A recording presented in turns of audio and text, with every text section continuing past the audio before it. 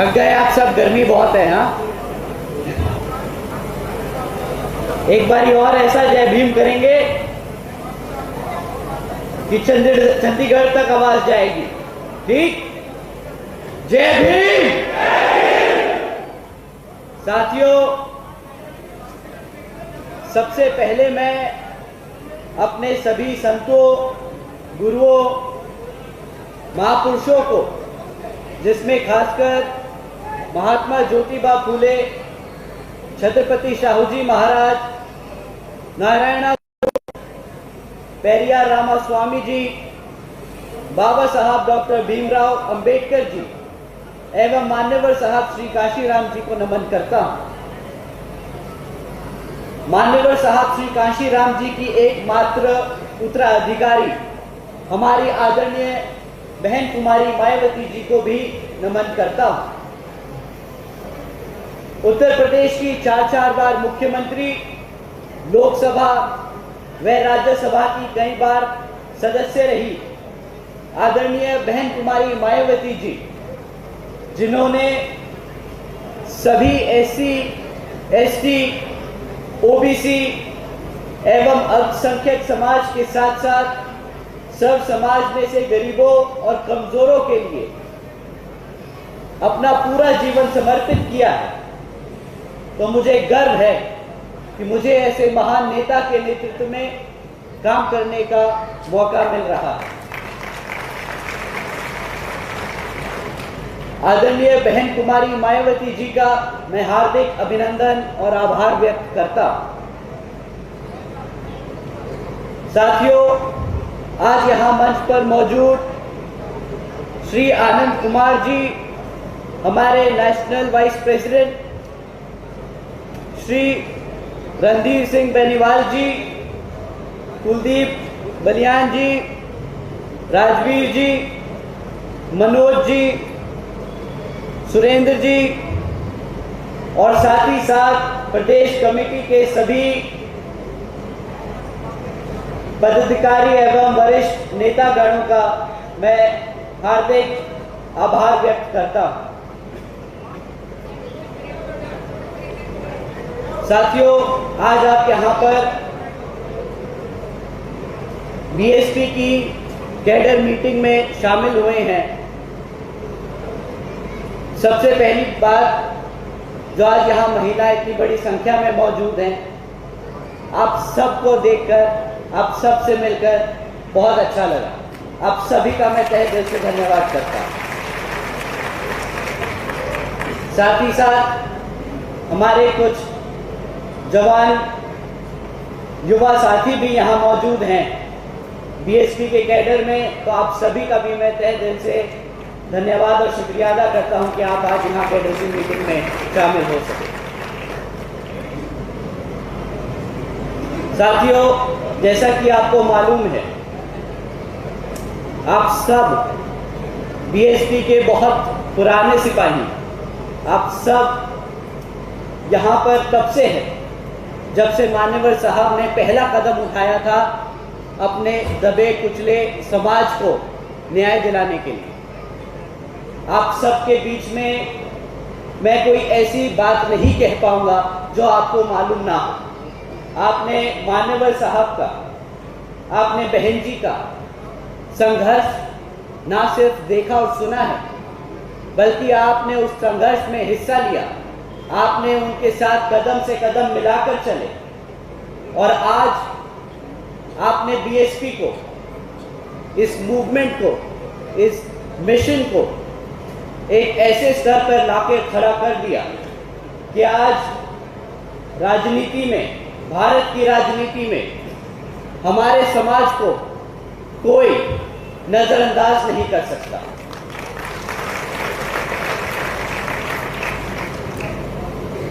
BSP की क्या जरूरत थी?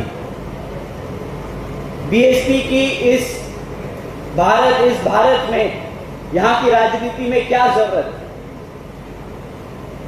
हमारे यहां आज भी हम बीएसपी नेशनल की तीसरी सबसे बड़ी पार्टी हैं, बट आज भी हमारे समाज के साथ जो अत्याचार हो रहा है, जो आज भी हमारे समाज के लिए बाबा साहब जी ने जो आरक्षण की व्यवस्था तय की थी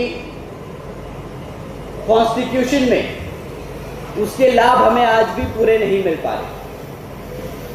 जब जब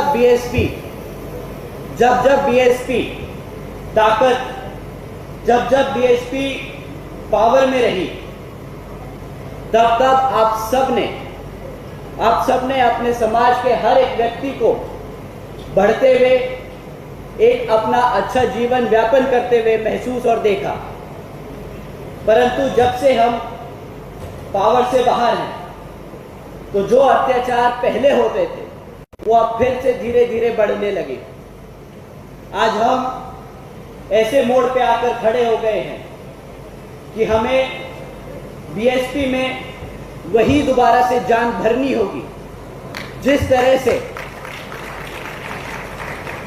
तरीके से आप सब ने मान्यवर साहब और बहन जी का साथ देकर इस मूवमेंट को यहां तक लाके खड़ा किया। साथियों, आप सब ने उस मूवमेंट में हिस्सा लिया जिसने बाबा साहब के विचारों को अपने खाली शब्दों में ना लिखकर अपनी रणनीति में, अपनी पॉलिसीज में, आप एक बार पावर में आने के बाद उसको एक्चुअली जमीन हकीकत पे इंप्लीमेंट करा। आपने उस पार्टी का साथ दिया, आपने उस मूवमेंट में हिस्सा लिया जहां पे आपको पता था कि आपके समाज के लिए ये पार्टी दिन रात काम करती आई है और आगे दिन रात काम करती रहेगी। परंतु अब समय आ गया है कि आपके साथ साथ आने वाली पीढ़ी को अब मौका दिया जाए। अगर मैं आप सबसे खुल के पूछूं तो यहां पर कितने लोग हैं जिनकी उम्र 20 साल से कम है?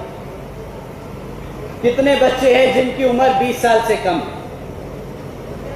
यहां पे शायद ही कुछ हाथ खड़े हैं। पर साथियों, यहां पर कितने लोग हैं जिनके बच्चे 30 से कम की उम्र के हैं? आप सब अपने हाथ उठाएं जिनके बच्चे 30 साल से उम्र के कम के। पंडाल में सबके हाथ खड़े। साथियों, आपसे मैं दरख्वास्त करूंगा, अगर आप चाहते हैं कि ये पार्टी उसी मजबूती से, उसी ताकत से आगे बढ़ती रहे, तो अगली कैडर मीटिंग में आप अकेले ना आए, आप अपने बच्चों को साथ में लेकर।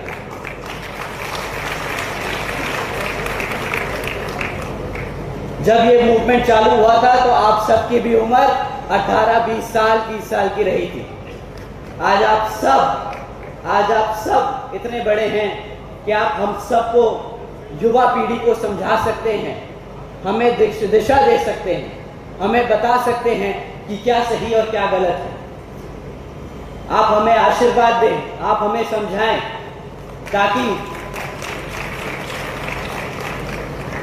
ये नीला खून जो आप सबके रगों में दौड़ रहा है, वो आपके बच्चों में भी दौड़। आपको जानकर हैरानी होगी कि जब आप लड़े, तब आप लोगों को आपके हकों का पूरा सम्मान मिला। आपको आपके सारे हकों का इस सरकार ने अपना वादा निभाया। परंतु जैसे जैसे बीएसपी की नई पीढ़ी जमीन पे फिर उतरेगी, वैसे वैसे जो आपकी समस्याएं हैं, आप माता पिता हैं, आपकी समस्याएं हैं आपके बच्चों के लिए नौकरी ना मिलना, उनकी सुरक्षा की समस्या, आपके यहाँ पे सड़क नहीं है, पानी नहीं है, ये सारी जो बेसिक नीड्स हैं, जो बेसिक समस्याएं हैं, वो पूरा कराने के लिए अब आप नहीं मैदान में उतरेंगे, आपके बच्चे अब मैदान में उतरेंगे बसपा के साथ। तो साथियों, आप जानते हैं कि यहाँ पर बीजेपी की सरकार चल रही है, जेजेपी के साथ मिलकर। जब हम बीजेपी बोलते हैं और जेजेपी बोलते हैं तो हम किसी समाज को अलग नहीं कर रहे। बहुजन समाज पार्टी हर समाज की पार्टी, कमजोरों और मजदूरों की पार्टी, गरीबों की पार्टी। जब हम किसी को बुरा भला बोलते हैं, किसी की कमियां गिनवाते हैं, तो हम उस व्यक्ति की बात कर रहे हैं, हम उसके व्यक्ति के समाज की बात नहीं कर रहे। आज यहाँ पर सब समाज के लोग बैठे हैं, हमारे चौधरी समाज के लोग भी यहाँ पे मौजूद हैं, ब्राह्मण समाज के लोग भी यहाँ मौजूद हैं। अत्याचार सब पे हुआ है। एक आदमी के बुरे काम करने से उसका समाज खराब नहीं होता।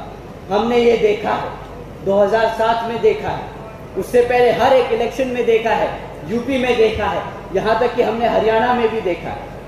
आप सब ने कंधे से कंधा मिलाकर बाबा साहब के मिशन को पूरा करने के लिए अपना पूरा जीवन समर्पित किया है, ये हम सब ने देखा।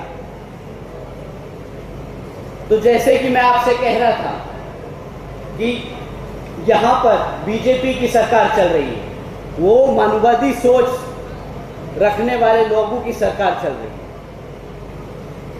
यहाँ पे जब वो आपसे वोट मांगने आए थे तो आपसे कई वादे किए, माताओं को कहा कि सुरक्षा देंगे, हमारे बुजुर्गों को कहा कि आपके बच्चों के लिए नौकरी देंगे, आपके साथ गांव-गांव में घूमे, आपको ऐसी ऐसी बातें बताई, कहा कि आपको पेंशन देंगे। मेरे यहाँ साथ मौजूद सभी साथी, मैं आप सबसे पूछना चाहूँगा, क्या आप लोगों के बच्चों के लिए भी नौकरियाँ यहाँ पे? आज भी आप अपने बच्चों के लिए नौकरी के लिए तरस रहे हैं। आपके बच्चे दर बदर इधर से उधर भटक रहे हैं कि नौकरी मिल जाए। क्या आप लोगों के खातों में पेंशन आई? साथियों, क्या आपको खाते में पेंशन आई? नहीं आई। ऐसे ही उन्होंने अनेकों वादे किए, परंतु एक भी वादा आज तक पूरा नहीं हुआ, बल्कि उसका उल्टा जो सुरक्षा का भी वादा किया, आज यहाँ हरियाणा में ये हाल है कि हर दूसरे दिन कोई न कोई बलात्कार का, चोरी चकारी का, गुंडागर्दी का, किसी न किसी समाज के व्यक्ति पर अत्याचार का केस दर्ज किया जा रहा है। आप लोगों ने बीएसपी की 4 बार की सरकार देखी है। क्या आप लोगों ने ऐसी कोई खबर सुनी कि यहाँ पर यूपी में किसी समाज के ऊपर ऐसा अत्याचार हुआ कि यहाँ पे बांटने का काम हुआ, हिंदू मुसलमान हुआ, ब्राह्मण चमार हुआ? ऐसे कोई काम सुने आपने? 5 साल के सरकार के पूरे सरकार के कार्यकाल में आपने सुना ऐसा कोई काम होता हुआ? बहन जी ने अपने पूरे जीवन में सिर्फ भाईचारे की बात करी। कहा कि अगर ब्राह्मण है, अगर पंडित है, अगर जाट है, गुर्जर है, तो क्या चमार के साथ नहीं चल सकता? चल सकता है। और उन्होंने वो करके दिखाया। हमें वही चीज यहां पे भी पैदा करनी है। साथियों, यहाँ की राज्य की जो बीजेपी और जेजेपी की सरकार है, उसकी विफलताएं आप बखूबी जानते हैं। मैं आपको सीधा केंद्र की विफलताओं के बारे में बताऊंगा, चंद 3-4 बातें, जिससे हम सबको सबसे ज़्यादा इफेक्ट पड़ता है। बीजेपी की केंद्र सरकार ने नोटबंदी का काम किया। रात को 8 बजे आए और आपको बोला आपके 1000 और 500 रुपए के नोट बेकार हैं। अब एक बात बताइए, जो आपने इतनी मेहनत से पैसे कमाए, जो इतनी मेहनत से आपने एक एक रुपए 10-10 रुपए करके जोड़े, वो आपने अपने किचन में आटे के डिब्बे में दबा के छुपा के रखे ताकि खर्च ना हो जाए।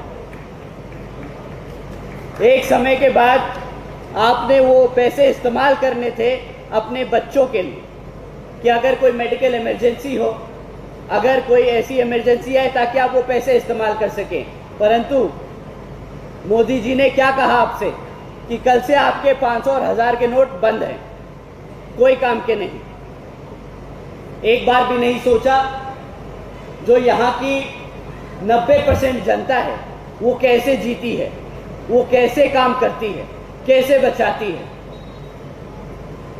आपके सारे मेहनत के पैसे खत्म कर दिए, और किस काम से, किस नाम से कि हम काला धन खत्म करेंगे, हम हर उस दोषी को पकड़ेंगे जिसने काला धन इकट्ठा किया है और उसे जेल भेजेंगे। आज आप यहां सब बैठे हैं, कितने लोग काले धन के केस में पकड़े गए, कितने पकड़े गए,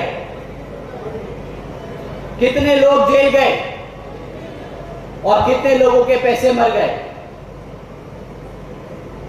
यहां पे बैठे मैं नहीं मानता कि कोई ऐसा व्यक्ति है जिसके पैसे ना खराब हुए, किसी की मेहनत खराब ना हुई हो। परंतु ये जो मोटी मोटी बड़ी बड़ी बातें करी उन्होंने कि नोट बंद कर दिया, काला धन लेके आएंगे, सबके खातों में 15-15 लाख रुपए देंगे, ये बस बड़ी बड़ी बातें करी आपने बड़े बड़े उद्योगपति को फायदा पहुंचाने के लिए। आज उन सब उद्योगपतियों की कंपनियों के शेयर आसमान छू रहे हैं। कमाया है तो सिर्फ उन्होंने। हमारे यहाँ जितने भी गरीब साथी हैं, मिडिल क्लास है, लोअर मिडिल क्लास है, जो लोग खेती बाड़ी करके पैसा इकट्ठा करते हैं, उन सब का पैसा मारा गया। साथियों, उन्होंने फिर वादा किया था कि हम जब केंद्र की सरकार में आएंगे तो यहाँ के किसानों की आमदनी बढ़ा देंगे। हम पूछते हैं कि किसानों की आमदनी तो बढ़ाने की बात आपने कर दी, बट जो इतना बड़ा वर्ग है बहुजन समाज का, जिनके पास खुद की जमीन ही नहीं है, उनके लिए क्या प्रावधान करे आपने? क्या प्रावधान करे उनके लिए जिनके पास जमीन का पट्टा नहीं है? उनके लिए कोई प्रावधान नहीं। और किसानों के लिए आय दुगनी करने का वादा तो कर दिया, परंतु ना आय दुगनी हो सकी, ऊपर से फार्मर बिल टाइप के लॉ पॉलिसीज निकालकर हमारे किसानों को दबाने का काम जरूर किया। साथ ही साथ उन्होंने वादा किया था कि गरीबों को जो बेघर हैं उनको घर दिए जाएंगे। साथियों, आप लोग जिनके पास घर है, जो मेहनत से अपनी छत का जुगाड़ कर पाए, आप लोगों के आसपास बहुत लोग हैं जो आज भी बेघर घूमते। आप कितने लोग हैं जिनको घर मिल पाया? यहां पे बैठे कितने लोग बता सकते हैं कि हाँ, हमारे मोहल्ले में, हमारे आसपास रोजगार, हमारे आसपास जो मिलने वाले लोग थे जिनके पास घर नहीं था, उन्हें घर की व्यवस्था करके दी? हाथ उठा के बताइए जिनको नहीं मिल पाए। साथियों, ये हकीकत है इस भाजपा सरकार की, बड़े बड़े वादे करना पर हकीकत पे, जमीनी स्तर पे कोई काम नहीं करते। उन्हें फोटो खिंचवानी आती है, फोटो खिंचवानी आती है, टीवी पे चमकाना आता है, परंतु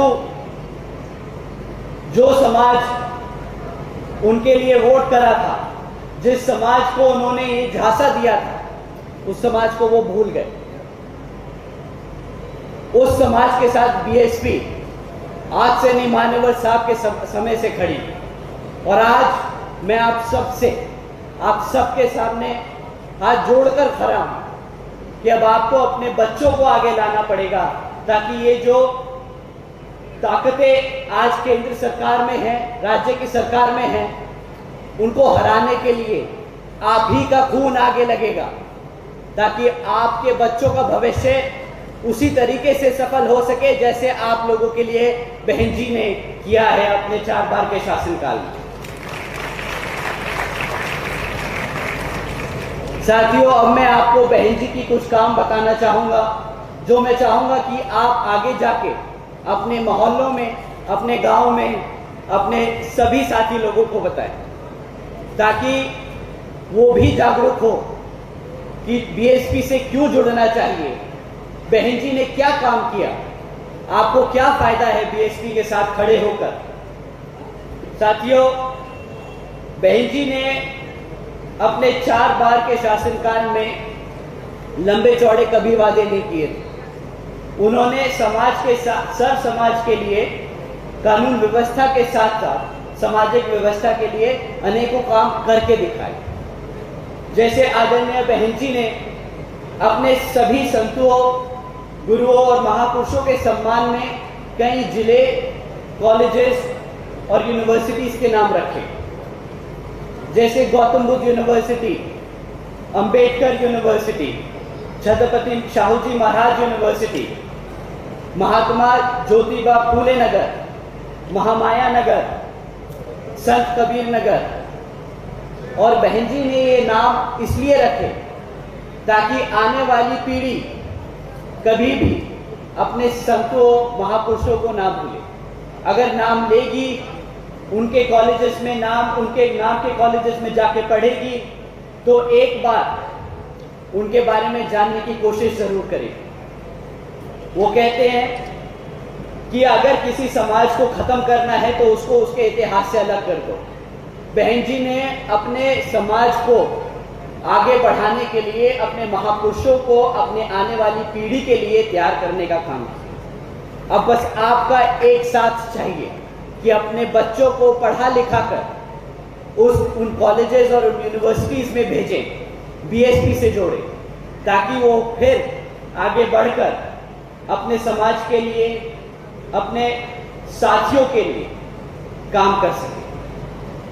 बहन जी ने सावित्रीबाई फूले शिक्षा योजना के तहत, उन्होंने सावित्रीबाई फूले बालिका शिक्षा योजना चलाई, जिसके तहत उन्होंने 7 लाख से ज्यादा बच्चियों को 12वीं तक की शिक्षा प्राप्त करने हेतु 600 करोड़ से ज्यादा की लागत इन बच्चियों को अपने पैरों पर खड़ा कर एक उज्जवल भविष्य देने के लिए खर्च।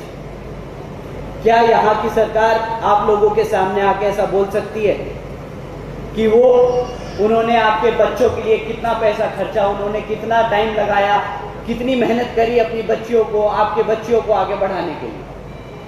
बहन जी ने ये काम करके दिखाए। अब आपका काम है आगे जाके ये सारी बातें बताना।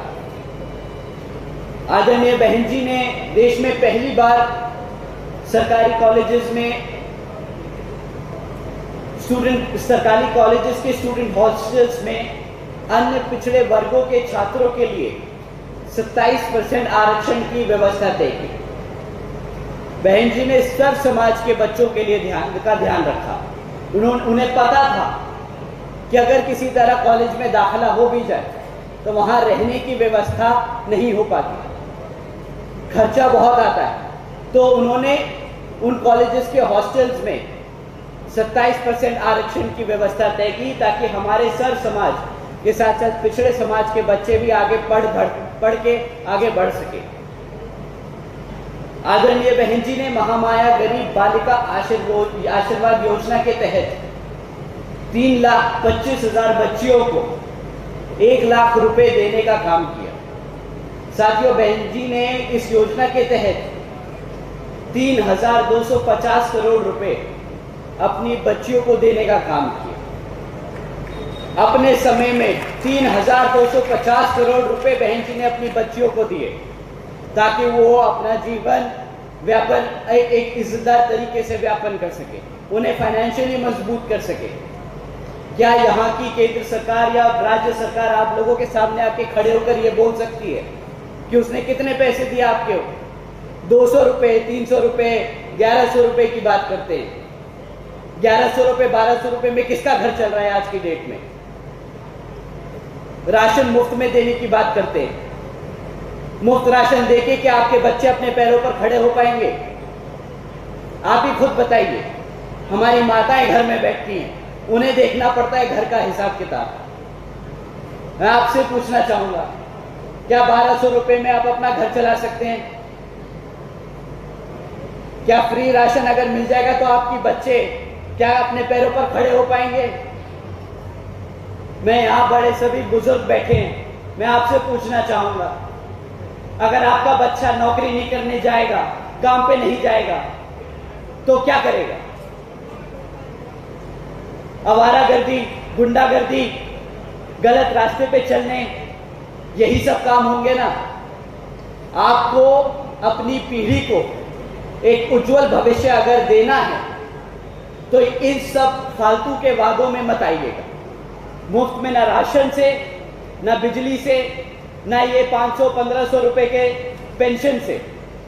उनसे पूछिए कि कितनी नौकरियां दी आपके समाज के लोगों को, कितने जमीन के पट्टे दिए उन्होंने, कि आप लोग अपने आप मेहनत कर कर अपने पैरों पर खड़े हो सके। साथियों, बातों बातों में थोड़ा गुस्सा आ जाता है, बुरा मत मानिएगा, बात आवाज तेज हो जाती है। मैं बहन जी की फिर से बात में आता हूं। आदरणीय बहन जी ने अपने शासनकाल में 12,500 करोड़ की लागत से हमारे SC, ST, OBC व आदिवासी समाज के लिए के 3,50,000 से ज्यादा परिवारों को महामाया गरीब आवास योजना के तहत अपना खुद का घर दिया।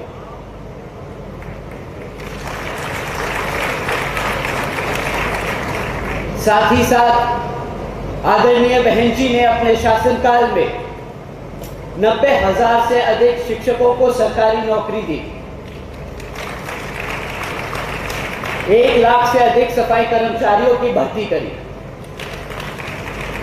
और 2 लाख से अधिक जवानों को पुलिस फोर्स में भर्ती किया।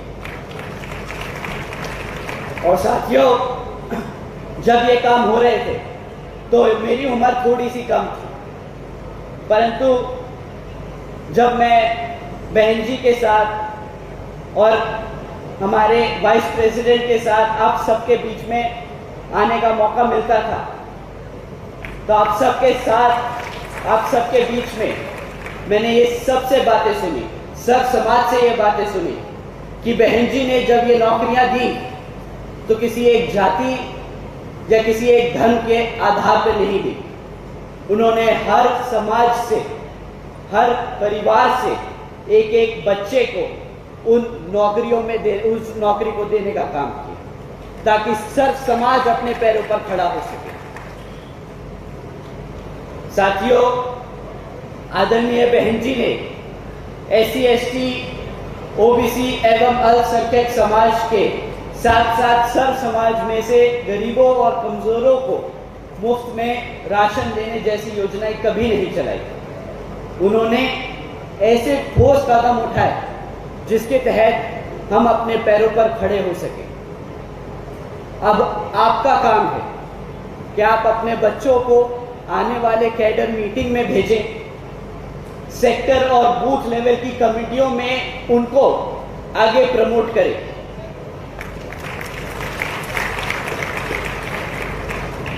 आप लोगों से यही रिक्वेस्ट है कि आपने तो अपना जीवन यापन कर लिया, आप लोगों ने नौकरियां देखी, आप लोगों ने अब बहन जी के समय में एक स्टेटस देखा, सब समाज को मुख्य धारा में, राजनीति की मुख्य धारा में बहन जी ने लाकर खड़ा किया और आप लोगों ने उस सब का फायदा उठाया। पर अब आप लोगों का फर्ज बनता है कि आप अपने बच्चों को आगे करें, उन्हें बूथ लेवल पर कमेटी में उनका नाम दर्ज करा के उन्हें उन बूथ लेवल की कमेटियों में भेजें, सेक्टर की कमेटियों में भेजें, विधानसभा कमेटी में भेजें और उनको बताइए कि बहन जी ने जो काम किए हैं वो जाके अपने दोस्तों को, अपने समाज में अपने भाई बहनों को बताकर बहन जी का और BSP का प्रचार करें। जैसा कि आपको बताया बेनीवाल जी ने कि आपको जगह जगह चर्चा करनी होगी कि अब तो हाथी आ रहा है, अब तो हाथी आ रहा है। इसी तरह आपके बच्चों को हर सोशल मीडिया प्लेटफॉर्म पर, फेसबुक पर, यूट्यूब पर, ट्विटर पर, ट्विच पर, अब इतने सारे प्लेटफॉर्म है, आप और मुझे भी नहीं पता होगा, बट उन सबको पता है कि जगह जगह जाकर उनको बताना है कि इस बारी हरियाणा में और लोकसभा में हाथी आ रहा है।